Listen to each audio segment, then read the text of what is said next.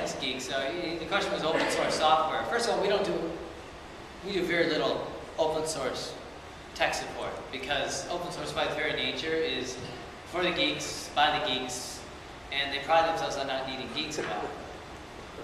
Because there are really three kinds of people. They're the do-it-for-me's. We love them. Those are the best shoppers at Best Buy. Just do it for me. Time is money. Then there's the do-it-myself crowd. They tend to use the open source. Then there's the biggest crowd that's emerging, the I thought I could do it myself crowd. Now these Linux geeks who pride themselves on going, I don't even know why people use Geek Squad. Just find that hidden menu function.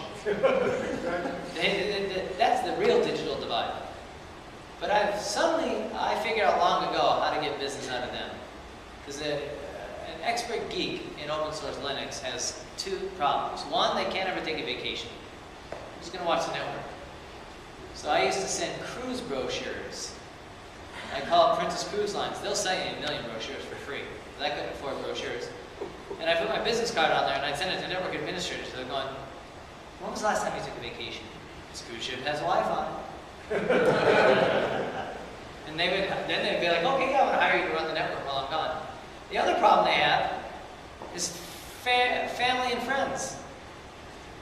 You know, they're sick and tired of going to picnics. It's like being a dentist at a cocktail party. Everybody wants to show you their cavities. So, then now the geeks have realized, it's called Geek Squad. Enough time.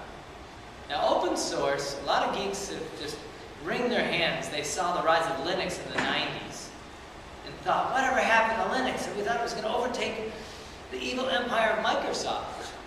What happened? Well, then we got Ubuntu, which is a version of Linux that was made really user-friendly that anybody could install. And still, it didn't really make a dent. But aha, what does Android run? Google's mobile operating system is Android. The geeks thought,